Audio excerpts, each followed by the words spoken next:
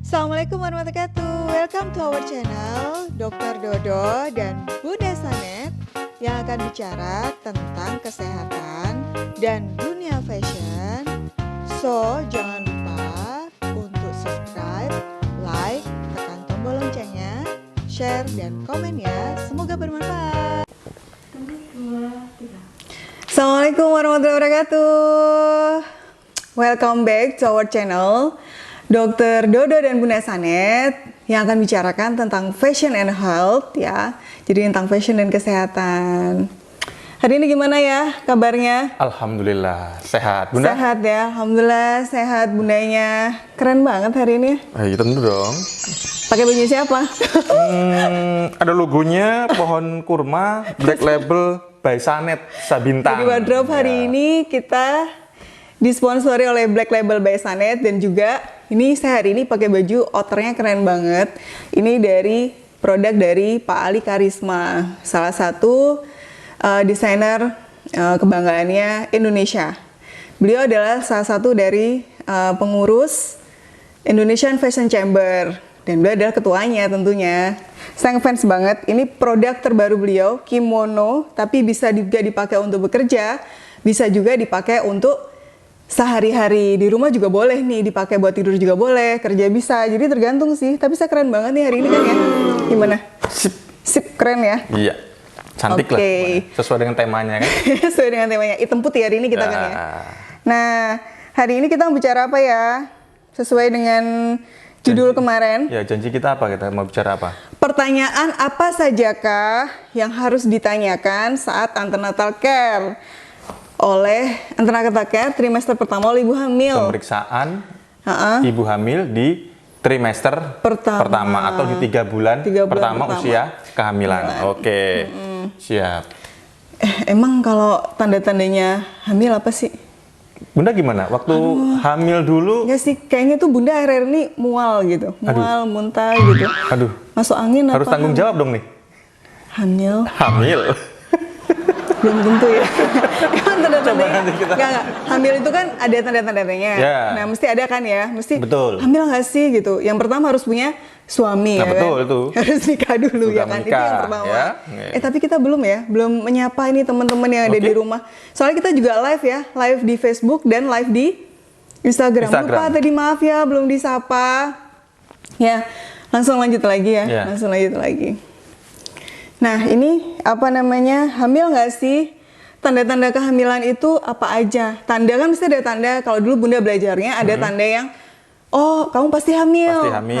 Ada yang kayaknya hamil. Kayaknya nih Bunda sering kayak gitu. Ya, soalnya kan udah punya Alexa, punya Veros, pengen lagi 2 gitu kan, kembar gitu kalau bisa. Padahal kembar itu juga bukan merupakan fisiologis ya sebenarnya. Bukan yang normal sebenarnya. Cuman nggak apa-apa. Kali ini kita akan coba bahas kalau tanda-tanda yang benar-benar hamil itu apa, yang cuman kayaknya hamil itu apa. Coba ya, kalau tandanya kira-kira kayaknya hamil itu apa?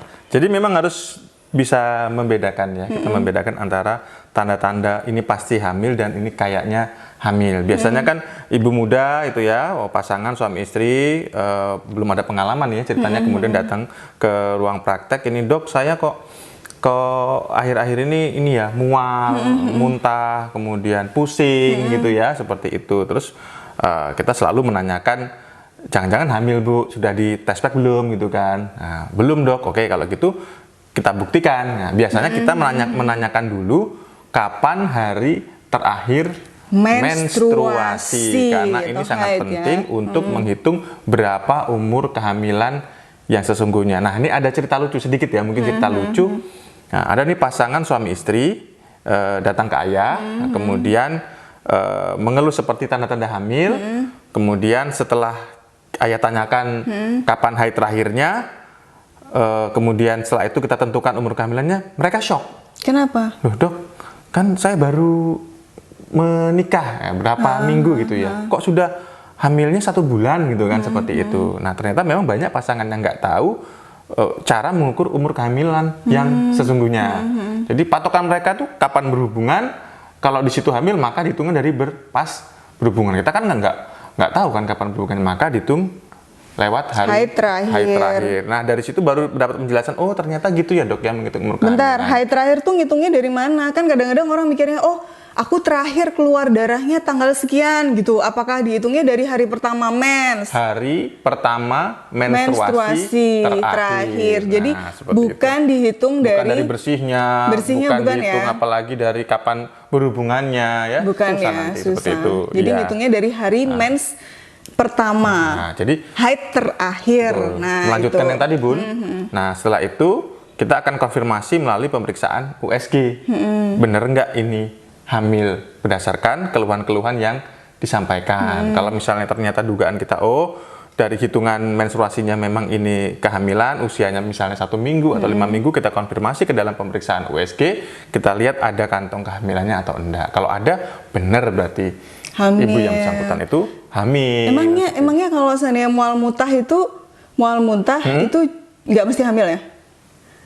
Ya, bisa aja masuk angin. Ya, masuk angin. Masuk angin. Kemudian punya riwayat sakit lambung, ya, atau mungkin gitu. tanggal tua barangkali Bun. Tanggal tua, tanggal tua paling sering itu. Angin, ya. Gimana Mbak Restu, Mbak Elda? Ini ada yang record di depan ini Mbak Restu sama Mbak Elda. Iya. Terus habis itu kalau misalkan HCG ya kayak tes pack positif itu mesti hamil nggak? Nah, tes pack positif itu ya katakanlah 95 atau 96% positif hamil ya. Karena tapi setiap alat ukur, alat tes itu bisa saja ada false atau bahasanya itu positif palsu ya. Karena memang ada beberapa kondisi-kondisi yang secara hormonal itu mirip dengan hormon kehamilan. Tapi makanya dibuktikan dengan pemeriksaan USG. Apa tuh biasanya yang nyebabin bisa positif ternyata nggak positif gitu. Ada ini cerita juga nih. Pasangan muda ya yang wanita merasa sudah 2 bulan terlambat haid ya kan. Kemudian keluhannya mirip loh. Keluhannya mirip mual, muntah, pusing, terus? kemudian payudara rasanya bengkak, kemudian nyeri seperti betul-betul orang hamil. Terus setelah dites ternyata negatif. Oh, kok bisa? Setelah diperiksa USG juga nggak ada kantong. Terus ternyata setelah kita tanyakan pelan-pelan, kita gali informasi dari ibu tersebut, pasangan itu sangat mendambakan anak segera hamil. Jadi saking pengennya gitu hamil, kemudian psikisnya selalu bawaannya perasaannya hamil, itu kayak gitu ya. Kayak gitu. Jadi sabar ya. Ya.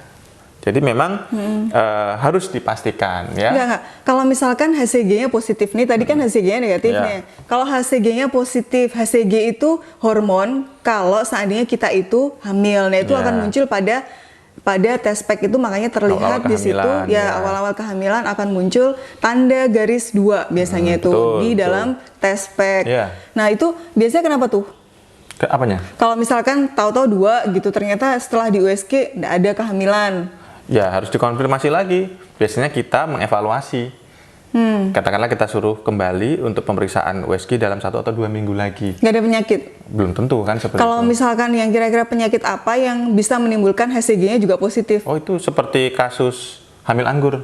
Hamil anggur? Nah, hamil anggur itu dites HCG-nya positif, tes kehamilannya juga memang positif, tapi di USG tidak menunjukkan adanya janin, malah adanya gelembung-gelembung, gumpalan-gumpalan darah, atau orang awam bilang itu hamil anggur. Kalau kita di medis namanya mola hidatidosa ya. Malum udah lama saya nggak di klinik ya kan. Ya gitu. Oke, lanjut ya. Jadi mesti itu ya. Kalau tanda pastinya berarti diulang lagi ya. Tadi USG sama USG ya, pasti USG itu USG. Tapi kalau yang belum pasti itu mual muntah, itu banyak penyebabnya. Terus yang kedua HCG positif tuh juga cuman 94%. Ya, kira-kira begitu ya. Nah, terus kalau misalkan perubahan, biasanya kalau ditanya ya ke dokter gitu, perubahan yang akan terjadi sama saya apa sih dok nih? Pertanyaan kedua nih ya, harus diwajibkan tanya gitu. Perubahan kalau dia hamil pertama, maksudnya hamil pertama biasanya kan kayak gitu ya. Perubahan apa aja sih yang akan terjadi dalam tubuh yang terjadi saya ketika dia hamil ya, seperti itu. Baik, jadi memang sedikit bergeser bahwa biasanya ya ibu-ibu hamil muda yang pertama itu kalau datang ke dokter itu suka blank, suka bingung. Sesungguhnya dia sudah membawa banyak pertanyaan.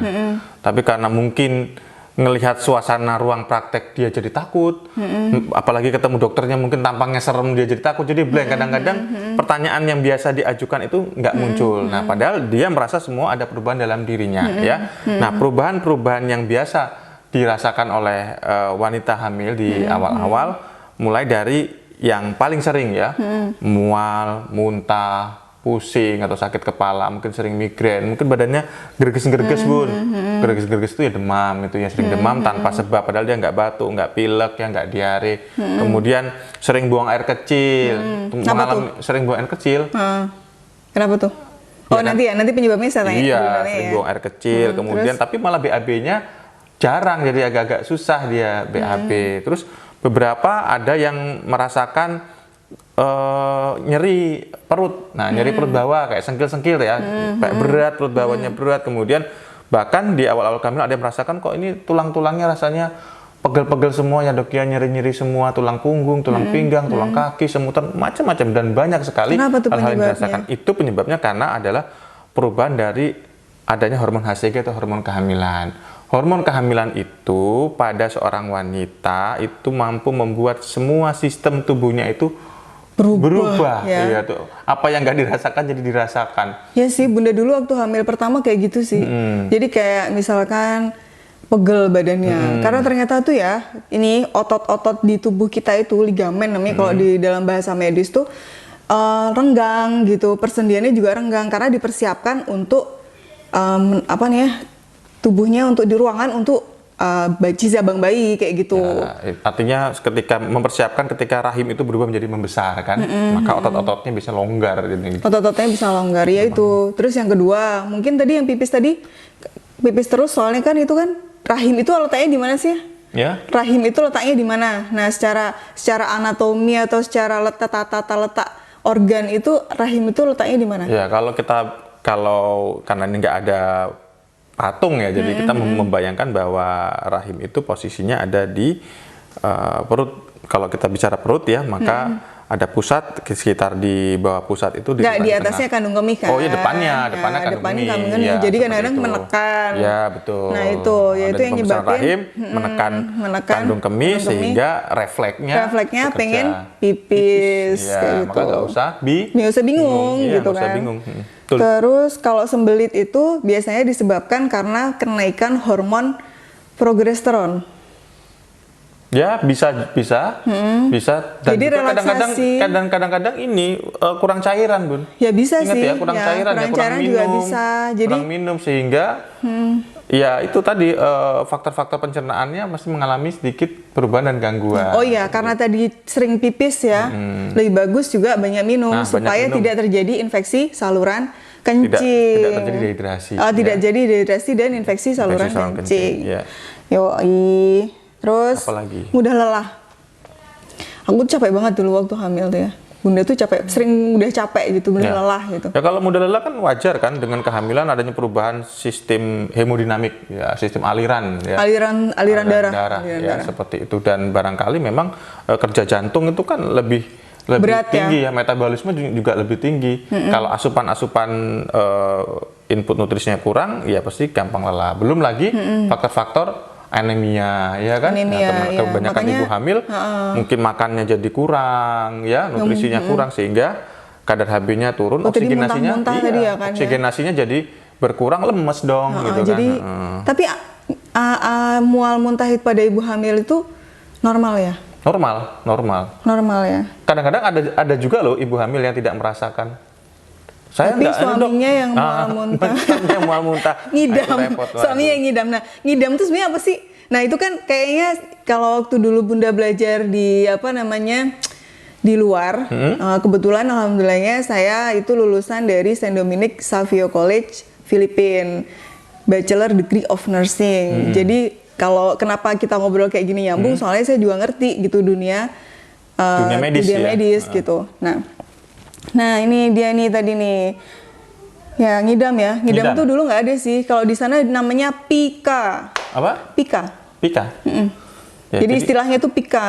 PICA. Ya kalau ngidam itu secara medis memang kita tidak mengenal istilah Nggak ada ngidam ya. Tapi mungkin dari sisi psikologis, karena biasanya kalau ibu hamil itu akan banyak hal-hal yang diinginkan gitu kan. Kalau hal-hal seandainya yang gitu, aku diinginkan, pengen hal-hal yang dirasakan, Ya, Bunda, sehingga macam-macam Bunda pengen keinginannya. hamil lagi lah. Kalau aku ngidam mobil baru atau ngidam apa namanya rumah baru gimana? Waduh, kalau seperti itu, ya aku juga pengen. Itu bukan idam ya, itu bukan idam namanya. Kalau nggak diturutin katanya Ya, kalau anaknya idam- nanti jadi jadi banyak apa ngeluarin itu kayak gitu. Ya itu kan mitos-mitos ya, bagian dari mitos-mitos. Jadi sesungguhnya ngidam itu adalah salah satu keinginan. Bisa jadi misalnya seorang ibu hamil itu ngidam buah mangga yang kecut ya, yang kecut. Sesungguhnya tubuhnya itu adalah respon tubuhnya pengen gitu ya. asupan vitamin C. Vitamin sesungguhnya. C. Jadi tubuh itu sudah punya cara kerja sendiri. Oh, kadar vitamin C-nya kurang, maka ingin ini seperti itu. Tapi bisa jadi sih karena kenaikan hormon tertentu di tubuh itu juga menimbulkan ini lidah itu jadinya pahit. Kalau udah Lidahnya pahit itu pahit. karena memang asam lambung HCl itu meningkat pada Meningkat ibu ya hamil. pada ibu Makanya hamil. ada mual muntah. Tapi kebak, ada juga loh macam-macam. itu penyebabnya lidah pahit itu karena itu tadi karena ada kenaikan hormon. Oh iya, pasti. Gitu. Ya awalnya itu semua. Awalnya pokoknya tentang gitu ya. Jadi nyidam itu sebenarnya kalau masih normal-normal aja diturutin boleh gitu Boleh, ya. jangan yang aneh-aneh Tapi ya. jangan yang aneh-aneh, minta mobil baru, rumah baru tuh tapi boleh juga itu ditiru sih. Ya kan ditirukan ya. Ya, terus gimana caranya mengurangi mual dan muntah? Nah, itu kan penting tuh karena kan ada yang sampai parah tuh ya sampai Ya. harus di rumah sakit gitu. Betul. Ya. Jadi ibu-ibu muda tidak perlu bingung ya bahwa keluhan-keluhan itu pasti muncul ya, mual, muntah. Nah itu sebenarnya bisa disiasati dengan mengatur makan, waktu makan, apa yang dimakan seperti itu. Misalnya menghindari makanan yang kecut, asam, pedas, santan atau makanan-makanan yang bisa memancing emosional untuk muntah ya, seperti itu. Nah, kemudian bisa juga mengkonsumsi jahe Jahe ya. panas ya. Nah, jahe panas itu kan murah, mudah didapatkan ya, seperti itu, tidak kategori obat kimia dan itu mampu menekan efek atau refleks muntah. Tapi kalau memang sudah berlebihan, ya tidak bisa makan, tidak bisa minum, ya tidak apa-apa, dirawat di rumah sakit, dilakukan pemasangan infus untuk mengganti cairan dan Cairan ya, diberikan paling penting obat-obatan cairan yang sebenarnya. memang diperbolehkan untuk Ibu di hamil. trimester pertama ya. Tapi dulu Bunda itu ya karena anak pertama, anak kedua ya, pertama pas hamil tuh emang bener-bener sampai drop kan ya. Sampai kondisinya bener-bener lemes gitu, 4 hari di tempat tidur tuh kalau nggak salah Bunda dulu. Nah ternyata ada tipsnya, jadi bangun pagi kalau ngurangi mual muntahnya tuh katanya juga bisa gini, jangan langsung bangun, jadi bangunnya itu pelan-pelan gitu, jangan langsung, wih tuing bangun gitu, jadi bangunnya duduk dulu gitu kan ya, terus nanti baru jalan, nggak langsung bener-bener langsung berdiri gitu, Iya. itu ngurangin juga. Terus yang kedua itu ini apa namanya, jangan makan kacang tanah tuh, itu indus apa ya kalau kita kadang-kadang gini, merangsang apa namanya asam lambung, jadi pengennya mual muntah kayak gitu, jadi makannya makanan yang bener-bener yang aman-aman, jangan kacang tanah dulu kayak gitu. Terus satu lagi ya, Iya, satu lagi dulu tuh Bunda tuh ya di dalam menunya itu mesti ada yang namanya snack gitu. Biskuit Snack ya? biskuit, jadi untuk gantikan apa, bisa kan kita mual gitu ya. Nah biskuit kayak gini, apa aja sih biskuit apa aja, nggak mesti harus nih, ini nggak ada sponsor sih, cuman biskuit kayak kalau dulu Bunda Ya, Regal kayak betul. gitu. Jadi tetap Kan harus diisi tidak biar mesti nggak harus makan karbohidrat dalam bentuk nasi kan, bisa diganti bisa dengan diganti yang dengan lain, seperti siasat ini. seperti itu. Supaya juga kan kalau lambungnya kosong, otomatis kan juga bikin perutnya mules, mual gitu. Nah, untuk mengurangi itu makan sedikit tapi sering, porsinya dikit tapi sering tuh kayak gitu. Oke. Nah, terus lagi nah kadang-kadang kan kalau susu hamil tuh wajib nggak sih? Susu itu bukan suatu hal yang wajib ya. Nggak wajib ya? Ya, karena sebenarnya ibu hamil itu konteksnya kebutuhannya adalah yang paling penting adalah asupan makanan, nutrisi dari makanan ya. Nah, kalau makanannya itu dia kurang karena tidak bisa makan, maka ditambahkan multivitamin dan susu. Jadi multivitamin dan susu itu adalah penunjang, Bun. Penunjang ya? Jadi tidak wajib. Ya. Karena kalau dipaksakan juga stres juga loh. Orang hamil sudah mual, sudah muntah, dipaksa minum susu, nah itu stresnya seperti itu, gitu. Oke? Nah ternyata tuh kadang-kadang dulu Bunda nggak suka tuh minum susu hamil. Bunda lebih seneng bukan diganti Milo tuh. Milo Boleh aja. Kalau ayah sih nggak apa-apa. Kayak bau besi gitu. Iya. Karena biasanya kalau ada zat besinya kan amis gitu ya. Oh sih, tapi ternyata itu juga ada penyebabnya loh, teman-teman. Jadi kalau seandainya kita normal-normal aja, kalau kita nggak suka yang namanya susu, susu ini kayak gini nih, susu ini nggak karena nyebut merek ya, cuman karena ada aja pas di rumah gitu, suami saya dapat sponsor namanya Prenagen gitu, cuman kita nggak ini ya. Cuman ini apa namanya, karena saya nggak suka gitu, nggak suka ininya, rasa di lidah itu kayak ada zat besi kayak gitu. Ternyata tuh juga karena kandungan estrogen di kita tuh naik, menimbulkan rasa pahit dan seperti bau logam, rasa logam di dalam lidah kita. Itu normal-normal aja. Bisa dihilangkan pakai kayak air lemon gitu, lime gitu, tapi jangan terlalu untuk menyamarkan gitu. Hindari rasa-rasa yang terlalu manis kayak gitu, terlalu manis gitu. Malah justru yang seger-seger ya. Makanya orang hamil tuh kan seneng banget buah-buahan yang seger kayak gitu. Betul. Nah, lagi pas kehamilan pertama biasanya ibu hamil tuh juga mengalami keputihan. Itu kenapa tuh? Ya, hormon HCG tadi. Jadi hormon HCG itu satu kunci utama yang membuat semua sistem itu ada perubahan. Jadi kalau pada permukaan mukosa mulut rahim ya, itu sekresi atau keluar cairan lebih banyak. Jadi di awal-awal itu ada keluhan-keluhan apa namanya kayak keputihan. Nah, keputihan banyak keluar, bisa bening, bisa cair seperti itu. Nah, itu biasa pada awal kehamilan karena reaksi dari hormon HCG itu. HCG ya ternyata ya. Kuncinya di HCG semua, Bun, itu, Bun. Terus pas apa namanya, pas ini boleh nggak sih Bunda tuh minum kopi? Kalau misalkan bukan Bunda sih, ibu-ibu hamil tuh minum kopi. Misalkan kayak Bunda kan sukanya ngopi tuh tiap pagi. Tiap pagi untuk sebelum aktivitas kan ngopi dulu. Itu boleh nggak sih? Wanita hamil sedianya memang mengurangi, kalau memang dia suka kopi ya, mengurangi. Kopi kan isinya apa? Kafein ya, ada kafein kan. Kafein itu kan bisa mengakibatkan apa dehidrasi, jadi sering membuat sering buang air kecil kan sebenarnya ya. Nah, padahal diuretik.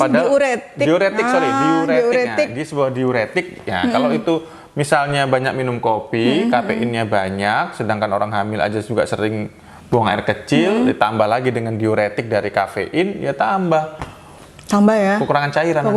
Iya, ya memang ada. Baiklah. Ada mungkinnya dosis yang diperbolehkan. Mungkin kalau hanya secangkir kopi boleh sehari gitu, sekali, ya. Sekap kecil boleh masih, nggak apa-apa. Terus juga ini loh, kopi itu kan juga diuretik tadi kan ya. Itu juga ternyata kopi itu bisa menghambat asupan atau penyerapan dari zat besi dan asam folat. Jadi ada beberapa vitamin yang justru dibutuhkan oleh ibu hamil itu gagal atau tidak bisa diserap akibat dari zat kafein. Jadi gitu ya, ibu-ibu. Emangnya kalau mie instan gimana? Enak tuh mie instan. Pertanyaan paling banyak tuh. Kalau di ruang praktek tuh, Dok, pertanyaan boleh makan mie instan nggak? Aduh, sebagai dokter ini juga nggak boleh menghakimi mie instan ya. Jadi, boleh Bu, enak soalnya Bu, sedikit-sedikit, tapi apalagi enak ya, apalagi telur. Tanpa boleh sebut merek ya. Ada satu itu yang seneng banget, itu yang sampai orang luar negeri pun ya, itu seneng banget. Tapi kayak Korea gitu, saya seneng banget kan lihat itu kamera Korea kayak gitu. Tuh ternyata mie instan di Indonesia tuh paling enak. Paling enak. Iya, sejak kita kecil loh, sejak kita kecil sampai. Itu boleh nggak sih? Ya. Apalagi kalau udah malas, udah hamil, capek. Kalau nasihatnya Bu, untuk makanan mie instan tidak dulu ya, karena kan kurang sehat. Tapi kan selalu ibu itu menego kan, ibu hamil menego. Ya boleh lah ya. Kalau 3 bulan sekali ya. 1 minggu sekali boleh nggak boleh? Janganlah ya kan, sayang. Kenapa sih nggak boleh? Karena yang pertama mie instan itu mengandung pewarna, ya kan. Ya saya kira kembali kepada filosofi nutrisi makanan ya. Ya itu nanti kita bahas lagi sih, ada segmen sendiri. Oke, terus apa namanya? Biasanya saya dapetnya vitamin apa aja, Dok, gitu. Nah, vitamin di awal yang paling penting adalah asam folat. Ya. Asam folat nih, asam folat ya. nih. Salah satu contoh saja Salah ini. satu contoh. Folamil ya. Folamil isinya asam folat yang dibutuhkan oleh ibu hamil di trimester pertama untuk menghindari dampak gangguan pembentukan sistem saraf dan tabung saraf atau kecacatan pada janin. Ya. Kemudian yang organogenesis kedua, lah ya. Yang kedua adalah zat besi atau Fe ya. Itu buat apaan? Fe sama untuk pertumbuhan juga, untuk menunjang pertumbuhan dan perkembangan janin ya, seperti itu. Itu bisa didapat dari vitamin maupun dari susu sebagai tambahan. Kalau di makanan kan banyak ya yang mengandung. Nah, kemudian yang ini, yang terakhir adalah kalsium. Kalsium. Ini namanya Hibon ya. Biasanya ayah gunakan kalau di praktek seperti Hibon untuk kalsium untuk kebutuhan kalsium, vitamin D dan kalsium pada ibu hamil, cukup untuk menunjang. Karena apa? Karena biasanya ibu hamil itu kan banyak keluhan pada bagian tulangnya ya. Tulangnya, terus juga biar nggak terjadi osteoporosis. Karena ibu hamil itu banyak membutuhkan asupan kalsium. Kalau kalsiumnya kurang, maka kalsium di tulang diambil. Nah, itu yang paling ngeri ya, begel-begel. Terus nanti kalau sudah tua, keropos tulangnya. Karena diambil juga sama janinnya ya. Iya, sama. Untuk pembentukan tulangnya kan, kayak gitu. Nah, ini Hibon, salah satu dari merek, ini merek sih, salah satu dari Otto. Jadi bisa jadi rekomendasi ya. Di apotek banyak. Di apotek banyak. Teman kalau nggak ini pun bisa pakai yang generik ya. Kalau ini kan isinya kalsium generik ya. Isinya yang penting boleh. Apa aja sih. Kalsium ya, boleh. Nah, lagi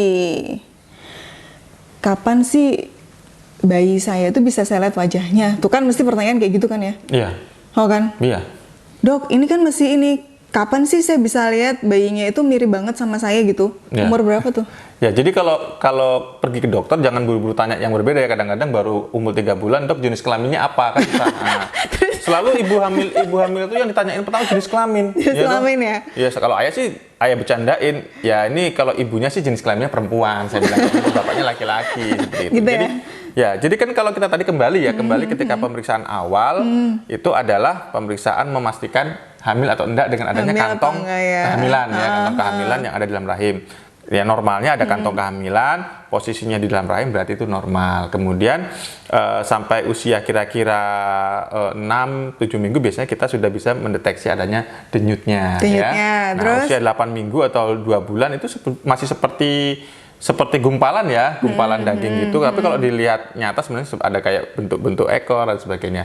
Nah, terus biasanya baru kelihatan seperti manusia kecil itu sekitar 12 minggu. 12 minggu. Nah, itu sudah kelihatan bisa membedakan ini kepalanya, ini badannya, ini tangannya, ini kakinya, seperti itu. Jadi jangan ditanyakan ya, mukanya seperti apa pas ya, kalau belum 3 bulan kehamilan. Ya seperti bapak dan ibunya lah kalau mukanya nanti. Iya enggak, maksudnya kalau itu udah ditanya, dok ganteng nggak anak saya, kan aneh banget pertanyaannya. Dokternya ganteng.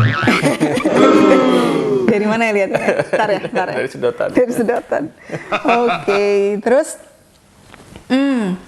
itu ya kenapa kok kadang-kadang tuh ibunya jangan pergi-pergi terlalu jauh dulu ya kayak gitu. Emang kehamilan trimester awal itu riskan ya? Kenapa sih bisa riskan? Ya riskan karena kan di kehamilan awal ya biasanya atau kita bicara bakal janin atau embrio itu kan baru nempel, namanya nidasi, dan itu nidasi nempel itu rawan terjadi luruh atau lepas. Jadi kalau orang bilang keguguran lah ya kan. Jadi misalnya ternyata dia masih masa nidasi baru nempel, kemudian lupa ibunya, kemudian banyak gerak mungkin ya gitu kan, atau apapun itu mengakibatkan terus berdarah. Jadi harus hati-hati. Jadi 3 bulan pertama itu ya riskan terjadinya keguguran. Jadi harus hati-hati. Jadi tetap periksakan kehamilan. Sebentar ya, ini laptopnya mati. Waras tuh yang depan mati laptopnya satu. Oke, nggak apa-apa. Malam ya. Nah terus tadi ya, berarti kuatnya pas kehamilan berapa sih? Jadi ibu itu sudah mulai agak kuat gitu ya, untuk bisa beraktivitas. Masuk trimester kedua. Dua. Berarti kalau masih kehamilannya di bawah 12 minggu itu harus hati-hati ya. Harus hati-hati. Nggak boleh apa aja. Olahraga boleh nggak? Kan biasanya kadang-kadang suka banyak pertanyaan gitu. Kalau boleh nggak sih olahraga gitu? Kalau ibunya seorang atlet sih masih boleh sesuai dengan kemampuan. Tapi prinsipnya olahraga di sini harus disesuaikan dengan kondisi kehamilannya loh. Jadi nggak sembarangan. Masa ibu hamil terus terus lari-lari kencang-kencang kan juga nggak Berarti boleh. kalau ibu gitu hamil kan. tuh anu aja ya, rebahan. Tapi juga nggak boleh tiduran. Nggak boleh tiduran. Kan katanya nggak boleh kalau kalau bunda bukan atlet, misal bunda hamil gini, gitu Bu, gimana dong? Maksudnya begini, olahraga itu kan aktivitas. Aktivitas itu kan untuk mendapatkan fit atau kebugaran, ya kan. Nah, ibu hamil bagaimana boleh? Karena kalau ibu hamilnya bugar, sehat juga kehamilannya bagus kan seperti itu. Nah, olahraga apa yang diperbolehkan atau direkomendasikan? Misalnya renang, boleh berenang, ya. Renang boleh kemudian, masih. Terus apa namanya, jalan itu artinya jalan sehat. bukan lari ya, bukan jogging, bukan jogging. tapi jalan pagi gitu ya. Yang kedua adalah yoga, bagus kan? Yoga ya. Yoga untuk melatih pernapasan dan otot-otot panggul nanti kalau untuk persiapan melahirkan. kehamilan. Seperti jadi renang, Nggak boleh. Jadi berkuda. Janganlah gitu ya. Jadi kalau kita bukan seorang atlet gitu ya, lebih baik mengurangi aktivitas yang menantang kayak berkuda, naik sepeda. Takutnya kalau jatuh ya kan. Terus kemudian lari itu dikurangi. Kecuali kalau emang atlet ya itu. Tapi kalau berkuda sih nggak boleh ya kayaknya ya. Itu dihindari dulu. Nah, terus, kalau udah kenapa sih kadang kan ini ya, kadang-kadang disarankan, ditanya kan sama dokternya, giginya ada yang lubang nggak Bu? Kayak gitu. Giginya ada yang lubang nggak gitu. Oh iya, itu. Kenapa tuh? Itu satu hal yang menjadi satu yang disarankan ya, bahkan menjadi satu keharusan ibu hamil itu ngecek gigi. Kenapa ya, tuh? karena kan Emangnya biar biasanya cantik tuh kalau kayak gitu? bukan, bukan. Biasanya tuh kalau ibu hamil ada perubahan-perubahan yang paling sering adalah kondisi-kondisi karies pada gigi ya. Terutama ibu hamil kan kalsiumnya banyak, kurang kalsium dan sebagainya sehingga ada karies atau berlubang. Nah, itu potensi untuk terjadinya infeksi. Nah, bakteri bisa masuk lewat pembuluh darah di situ ya. Karena kan makanya gigi juga dicek ada sama dokter pembuluh gigi, darah. oh giginya bagus, oh tidak ada karies. Kalau misalnya ada sesuatu yang bermasalah, segera ditangani dengan dikonsultasikan juga dengan dokter kandungannya gitu. Oh, jadi masalahnya Gitu, bukan karena iya. biar di foto kelihatan keren gitu nggak ya? Tapi Emang foto gigi gimana? salah ya. Nggak, berarti gini, udah sekarang kita lanjut lagi. Kan banyak pertanyaan tuh, Dok, kayak Bunda nih kan umurnya udah 37 tahun, pengen hamil lagi. 37? Ya kan? Kayak mesti 2. Masih baru, makasih. Iya, aduh, cantiknya. Kayaknya wajahnya nggak sebanding ya sama yang dikatakan. Jadi ekspresinya itu nggak sesuai, nggak apa-apa deh. Nah, kalau misalkan umurnya udah 35 tahun ke atas, Terus? itu bahaya nggak buat hamil? Boleh hamil nggak gitu ya? Oh iya, boleh hamil nggak? Kalau dia anak pertama atau Ya, kalau udah ayah itu anak sebenarnya yang prinsip- kesekian gitu? Kalau ayah itu prinsipnya sebenarnya ya kehamilan itu adalah hak asasi manusia ya, hak asasi manusia. Tapi memang ada panduan-panduan usia-usia yang dianggap resiko ya kan? Resiko, ya. Nah, misalnya usia di atas 35, kita sepakat bahwa oh ini resikonya resiko tinggi. Ya toh kenapa toh? Mungkin ibu sudah mulai ada penyakit-penyakit tertentu ya, misalnya sakit gula atau DM, kemudian tekanan darah tinggi ya seperti itu, atau penyakit-penyakit anemia yang lama. Nah, itu kan juga merepotkan bagi kehamilan. Termasuk di situ ada beberapa penelitian bahwa kalau semakin tua usia ibu itu hamil, maka kelainan-kelainan yang terjadi pada janin itu mungkin terjadi seperti itu. Oh, jadi kalau di luar negeri gitu udah biasa ya? Dilakukan pemeriksaan kromosomik atau genetik, tes genetik. Tapi di sini jarang kayaknya. Ada. Mahal ya? Siapa yang mau di sini hamil saja. Nggak usah genetik ya toh. Nah, Padahal penting tuh ya. Kalau di luar negeri itu harus periksa dulu sebelum urusan kehamilannya genetiknya, supaya apa? Supaya benar-benar hamilnya itu baik, hamilnya itu sehat ya, gitu lahirnya baik, sehat. Karena kalau misalnya ada kelainan kan pembiayaannya juga besar ya toh, seperti itu. Oh, ya. Terus kapan lagi bisa periksa kehamilan? Iya, kalau misalnya sudah di trimester pertama, langsung pemeriksaan kehamilan di 1 bulan berikutnya ya. Oke, gitu. Ternyata banyak bahasan di trimester pertama ini. Mungkin nanti kita lanjutkan besok pagi di trimester kedua dan ketiga. So, jangan lupa buat nonton lagi di part kedua trimester kedua, pertanyaan apa aja yang harus disiapkan untuk trimester kedua dan ketiga. Semoga bermanfaat ya teman-teman semuanya. Terima kasih yang udah stay tune di YouTube kami dan live. Jangan lupa subscribe, like, dan komen, serta share, dan tekan tombol loncengnya supaya kami dapat memberikan yang terbaik dan kalian juga mendapatkan informasi yang dibutuhkan. Sekian. Wassalamualaikum warahmatullahi wabarakatuh. Bye.